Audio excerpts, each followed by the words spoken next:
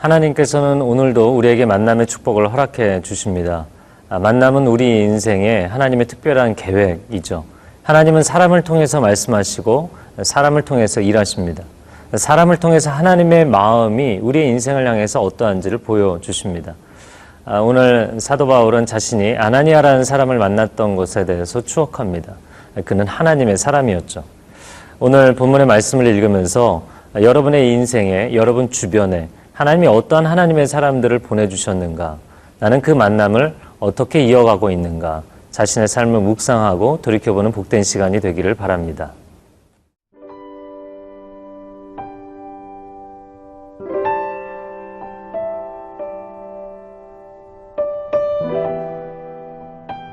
사도행전 22장 12절에서 21절 말씀입니다. 율법에 따라 경건한 사람으로 거기 사는 모든 유대인들에게 칭찬을 듣는 아나니아라 하는 이가 내게와 곁에 서서 말하되 형제 사울아 다시 보라 하거늘 즉시 그를 쳐다보았노라. 그가 또 이르되 우리 조상들의 하나님이 너를 택하여 너로 하여금 자기 뜻을 알게 하시며 그 의인을 보게 하시고 그 입에서 나오는 음성을 듣게 하셨으니 내가 그를 위하여 모든 사람 앞에서 네가 보고 들은 것의 증인이 되리라. 이제는 왜 주저하느냐? 일어나 주의 이름을 불러 세례를 받고 너의 죄를 씻으라 하더라. 후에 내가 예루살렘으로 돌아와서 성전에서 기도할 때에 황홀한 중에 봄에 주께서 내게 말씀하시되 속히 예루살렘에서 나가라. 그들은 네가 내게 대하여 증언하는 말을 듣지 아니하리라 하시거늘 내가 말하기를 주님 내가 주를 믿는 사람들을 가두고 또 각 회당에서 때리고 또 주의 증인 스데반이 피를 흘릴 때에 내가 곁에 서서 찬성하고 그 죽이는 사람들의 옷을 지킨 줄 그들도 아나이다. 나더러 또 이르시되 떠나가라. 내가 너를 멀리 이방인에게로 보내리라 하셨느니라. 오늘 본문의 첫 번째 부분입니다. 사도행전 22장 12절에서 16절까지를 함께 보기를 원합니다. 12절에 보면 율법에 따라 경건한 사람으로 거기 사는 모든 유대인들에게 칭찬을 듣는 아나니아라 하는 이가 13절에 내게 와 곁에 서서 말하되 형제 사울아 다시 보라 하거늘 즉시 그를 쳐다보았노라. 12절에 아나니아라는 사람에게 내물을 쳐보시겠어요? 그는 경건한 사람이고 칭찬을 듣는 사람이었다. 이런 귀한 사람을 하나님께서 사울에게 보내주신 과거의 사건을 추억합니다. 그런데 이 아나니아에 대한 설명을 보십시오. 율법에 따라 경건한 사람이다. 그는 하나님이 보시기에 경건한 삶을 유지하고자 자신의 삶에 최선을 다했던 사람이죠. 그런데 그렇게 하나님과의 수직적인 관계가 건강한 사람일 뿐만 아니라 거기 사는 모든 유대인들에게 칭찬을 듣는 사람이었다. 또한 수평적으로 다른 믿음의 동료들, 동시대에 살고 있는 공동체의 사람들에게도 인정받는 사람이었다라는 것이죠. 저와 여러분이 이 아나니아와 같은 사람이 되기를 원합니다. 어떤 사람은 하나님과의 관계는 열려 있지만 사람들과의 관계가 막혀 있는 사람들이 있습니다. 그러면 그 사람의 신앙심은 좋지만 사람들에게 아무런 영향력이 없는 것이죠. 어떤 사람들은 사람들과의 수평적인 관계는 열려 있는데 하나님과의 관계가 막혀 있는 사람이 있습니다.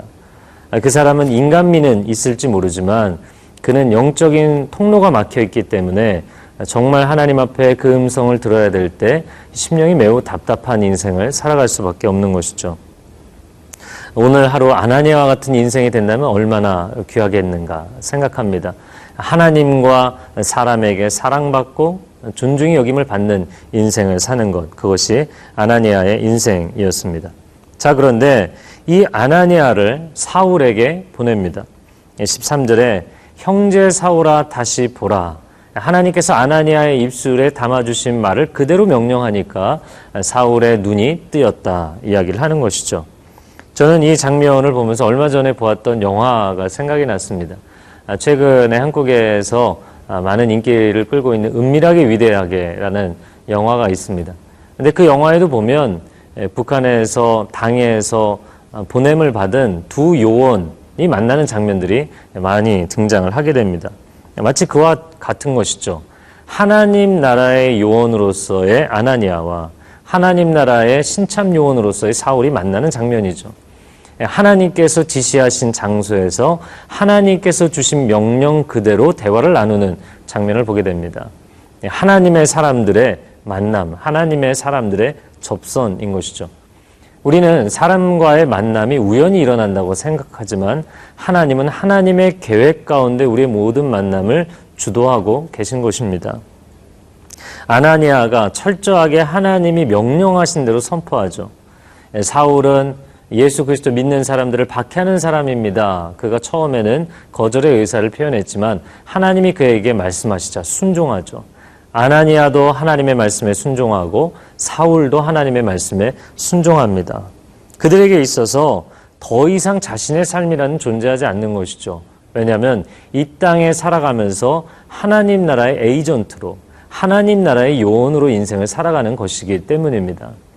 오늘 하루를 살아가면서 나는 나의 인생을 살아가는 것입니까? 아니면 하나님께서 내게 맡겨주신 사명을 이루는 인생을 살아가고 있는 것입니까? 그것은 전혀 다른 것이죠. 우리는 이 땅에서 살아가면서 동시에 하나님 나라의 사람으로서 그 사명을 감당하는 인생을 살아가는 것입니다. 여러분, 영화에도 보고 실제 요원들의 삶도 그러하겠지만 에이전트로 인생을 살아간다면 나의 인생의 모든 일과보다 더 중요한 것이 에이전트로서의 미션인 것이죠. 언제든지 하나님이 개입하시면 하나님의 개입하심을 환영할 수 있는 자세를 가지고 있는 사람들, 그것을 명령일 뿐만 아니라 특권으로 생각하는 사람들, 그러한 사람들이 요원으로서의 삶을 사는 것이죠. 우리는 하나님 나라의 대사이고 하나님 나라의 요원들입니다. 나의 인생을 살아가는 것이 아니라 하나님이 맡겨주신 시간, 하나님이 맡겨주신 인생을 살고 있는 것입니다. 이러한 인생의 사명감을 가지고 살아갈 때 비로소 하나님의 뜻을 이루게 되는 것이죠. 그래서 14절에 이렇게 고백합니다. 그가 또 이르되 우리 조상들의 하나님이 너를 택하여, 하나님의 선택입니다. 너로 하여금 자기 뜻을 알게 하시며 하나님의 뜻입니다. 그 의인을 보게 하시고 하나님이 보내신 예수 그리스도를 주목하여 보게 하시고 그 입에서 나오는 음성을 듣게 하셨으니 하나님의 음성을 듣게 하셨다. 여러분, 인생을 살아오면서 나의 선택대로 살고 나의 뜻이 중요하고 나의 계획이 중요하고 내 소리가 가득 차서 살아가는 것이 아니라 이제는 아나니아와 변화된 사울처럼 하나님의 음성을 듣고 하나님의 선택을 따라가는 하나님의 사람들이 되기를 축복합니다. 오늘 하루 일주일의 삶을 시작하면서 학업을, 직업을, 또 가정의 일들을 시작하면서 하나님, 내가 하나님의 사람으로 살겠습니다. 결정하는 복된 하루가 되기를 축복합니다.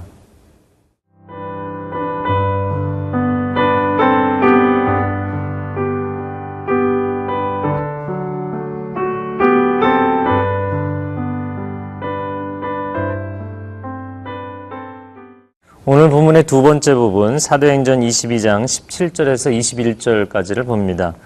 17절과 18절 말씀에 보면 후에 내가 예루살렘으로 돌아와서 성전에서 기도할 때 황홀한 중에 봄에 주께서 내게 말씀하시되 속히 예루살렘에서 나가라. 그들은 내가 내게 대하여 증언하는 말을 듣지 아니하리라 하시거늘. 사도 바울이 예루살렘에서 기도하던 중에 그가 환상체험, 이상체험을 한 것을 이야기하고 있습니다. 그가 다메섹 도상에서 예수 그리스도를 만나고 다메섹 안에 들어가서 아나니아를 통해 하나님의 뜻을 알게 되고 그리고 예루살렘 성전에서 기도할 때 그가 보게 된 환상에 대해서 이야기를 하는 것입니다. 저는 이 사도 바울이 자신의 간증을 하는 내용을 보면서 유대인들을 움직이기 위해서 내지는 유대인들에게 환심을 사기 위해서 그의 인생의 이야기들을 조작하지 않는 것을 보게 됩니다. 그냥 있는 그대로 여과 없이 이야기합니다. 그래서 한편으로는 상당히 놀랍다 그런 생각이 듭니다. 왜냐하면 사도 바울이 자신의 간증을 여과 없이 이야기하게 되면 유대인들에게 상당히 기분 나쁘게 들릴 수도 있기 때문이죠. 그런데 그는 전혀 그런 것을 개의치 않는 것 같습니다. 오늘 본문에 보면 18절에 주님이 내게 뭐라고 말씀하셨냐면 속히 이 예루살렘에서 떠나라. 왜냐하면 그들은 너의 증거를 받아들이지 않을 것이다. 이 이야기를 하는 그대로 듣고 있는 유대인 회중들은 자신들이 나쁜 사람이라는 이야기로 들렸을 것입니다. 그럼에도 불구하고 사도 바울이 전혀 개의치 않고 있는 그대로 이야기를 하는 장면을 봅니다. 우리가 다른 사람과 인간관계를 맺을 때, 그리고 다른 사람들과 대화를 할 때 자신이 어떤 대화의 스타일, 어떤 대화의 방식을 취하는지를 한번 오늘 하루 돌이켜보시면 좋겠다 생각이 됩니다.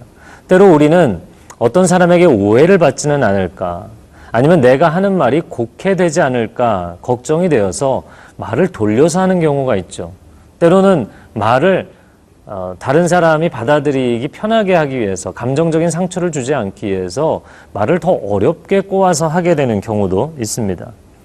하나님께서 저의 인생 가운데 저도 상당히 내성적이고 사람들과의 관계에서 그런 부분에 주의를 많이 하다 보니까 오히려 인간관계가 더 서먹해지는 경우들이 많이 있었거든요. 하나님이 제게 주신 훈련 중에 하나는 무엇이었냐면 어려운 이야기일수록 쉽게 하라는 것입니다. 그리고 어려운 사람일수록 빨리 찾아가라는 것이죠. 우리는 어려운 이야기를 어려운 사람에게 하기 전에 어떻게 말을 해야 상대방에게 어려움이 없을까? 또 내가 거절감을 당하지 않을까? 몇 날 며칠씩 묵상을 하느라고 머릿속이 더 복잡해집니다. 실제로 그 사람 앞에 가서 이야기를 할 때는 어려운 사람에게 어려운 이야기를 상당히 어려운 분위기로 이야기를 하는 경우들이 많이 있죠. 그러면 분위기 자체가 어렵게 이야기를 꺼내기 때문에 내용을 이야기도 하기 전에 상대방이 마음이 어려워지는 경우가 참 많이 있습니다. 하나님은 우리의 마음 가운데 정직을 원하시는 분이십니다. 하나님은 우리가 정직하게 이야기할 때 정직하게 소통하고 공감할 수 있는 관계를 우리에게 허락해 주시기를 원하시는 것이죠. 정직이 인간관계에 있어서는 최선이라고 생각합니다. 사람들은 어떤 사람을 자기의 친구로 삼는가? 예의 바른 사람을 친구로 삼는 것이 아니라 솔직한 사람을 친구로 삼는 것이죠. 여러분이 다른 사람에게 예의 바르게 얘기하기 위해서 모든 질서를 지킬지라도 조심성 있게 이야기를 한다 할지라도 모든 관계가 적당한 거리를 유지할 뿐 아무도 친한 친구가 없다면 이제는 당신의 인간관계를 재고할 필요가 있다는 것입니다. 만약에 그가 내가 정직하게 이야기하고 솔직하게 이야기한 것에 대해서 마음 가운데 받아들이지 않고 나를 거절한다면 그때는 다른 친구를 사귀시면 되는 것입니다. 이건 제 생각을 이야기하는 것이 아니고요. 오늘 본문에 하나님께서 그에게 주시는 말씀이죠. 21절에 보면 나더러 또 이르시되 떠나가라. 내가 너를 멀리 이방인에게 보내리라. 유대인들에게 있는 그대로의 복음을 솔직하게 전했습니다. 그런데 그들이 하나님의 사랑을 받아들이지 않아요. 하나님의 복음을 받아들이지 않아요. 그렇다면 그 은혜가 필요하고 그 복음을 받아들일 이방인에게로 가라고 말씀하십니다. 바울이 이방인에게로 가는 것이죠. 여러분, 인생이 일도 마찬가지고 관계도 마찬가지입니다. 하나의 문이 닫힌다고 절망하거나 포기하지 마십시오. 하나님은 다른 문을 예비하고 계십니다. 사람들과의 관계에서 저는 여러분이 정직하고 자유할 수 있는 사람들이 되기를 축복합니다. 그리고 당신이 정말 하나님이 주신 마음을 사람들에게 있는 그대로 흘려보낼 때 그 흘려보내는 은혜를 막는 사람이 있는가 하면 받아들이는 사람이 있는 것이죠. 그 받아들이는 사람과 아름다운 관계를 맺고 동역의 관계를 맺고 축복의 관계를 맺는 하루가 되기를 바랍니다. 함께 기도하겠습니다. 사랑하는 주님, 우리의 인생이 사도 바울처럼 하나님이 주신 메시지, 하나님이 주신 은혜를 우리 주변에 있는 사람들에게 어려움 없이 있는 그대로 나눌 때 그들 가운데 우리가 나눈 이야기와 간증과 은혜를 공감할 수 있는 사람들을 허락해 주시는 줄로 믿습니다. 오늘 하루를 살아갈 때 믿음의 동역자, 기도의 동역자들을 만나는 축복이 있는 하루가 되게 하여 주옵소서. 예수님의 이름으로 기도합니다. 아멘.